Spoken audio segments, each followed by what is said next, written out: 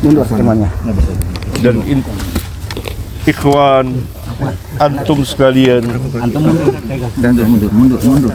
guru dari kaum muslimin telah wafat dan berpulang ke rahmatullah.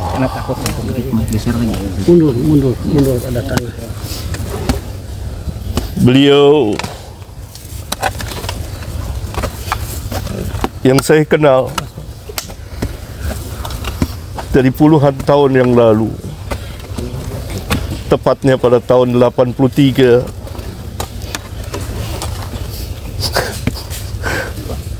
kami bertemu di perpustakaan, di tempat yang dipenuhi dengan kitab-kitab para ulama. Saya berkenalan karena sejalan dan bercita-cita untuk ad-da'wah ilallah, maka kami saling berbagi dalam menimba ilmu syar'iyah dan berdakwah apa yang kami mampu. Terus berlangsung sampai pada hari Kamis pekan yang lalu, saya sempat bertemu, menjenguknya dan berbicara, memberikan kabar gembira. Absyir ya Ustaz, antum telah berbuat apa yang antum telah buat. Apalagi antum selesai menunaikan ibadah haji. Semoga mendapat haji yang mabrur, yang tidak ada balasannya kecuali jannah. Beliau telah menginfakkan umurnya sekian puluh tahun untuk berdakwah ad-da'wah ilallah, dan saya kenal betul dengan lisan dan tulisan. Salah seorang ahli ilmu telah wafat. Inna lillahi wa inna ilaihi raji'un. Allahumma ajurni fi musibati wa akhlif li khairan minha. Dan beliau mengajarkan kepada keluarga dan kepada umat, dan sangat giat. Salah satu yang membuat saya tertarik bertemu dan memanggilnya dan berkenalan, selalu di tangannya ada pena dan buku kecil. Tidak lepas dari itu untuk menulis sejumlah fawaid ilmiah. Itu yang saya tahu. Maka kita berkenalan. Ikhwan sekalian, Imam Ahmad pernah berkata, Yaumul Janaiz, pada hari jenazah bagi ahlus sunnah disaksikan oleh manusia. Yaumul Janaiz yang membedakan di antara pembedanya. Oleh karena itu kita kepulangan beliau mendapat pelajaran yang sangat berharga tentang dakwah yang hak, dakwah salafiyah yang harus tetap ditegakkan. Kita mencintai beliau, saya pribadi sangat mencintainya, dan kita selalu bersama. Tetapi tentu kita tidak akan mengatakan sesuatu kecuali yang diredoi oleh Allah Tabaraka wa Ta'ala. Seperti nasihat anak beliau di masjid, tidak boleh gulu. Doa. Bahkan ketika saya terakhir bertemu pekan yang lalu, doain, begitu beliau katakan. Doain. Doa. Oleh karena itu Rasulullah SAW apabila selesai menanam, beliau berhenti sejenak dan beliau bersabda kepada para sahabat, istaghfiru li akhikum wasalu lahu tasbit fa innahu al-an yus'al. Mohonkanlah ampunan untuk saudaramu dan minta kepada Allah tasbit, keteguhan, kekuatan.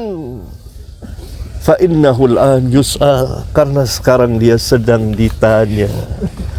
Ini yang kita lakukan, memohonkan ampun, meminta kepada Allah agar beliau mempunyai keteguhan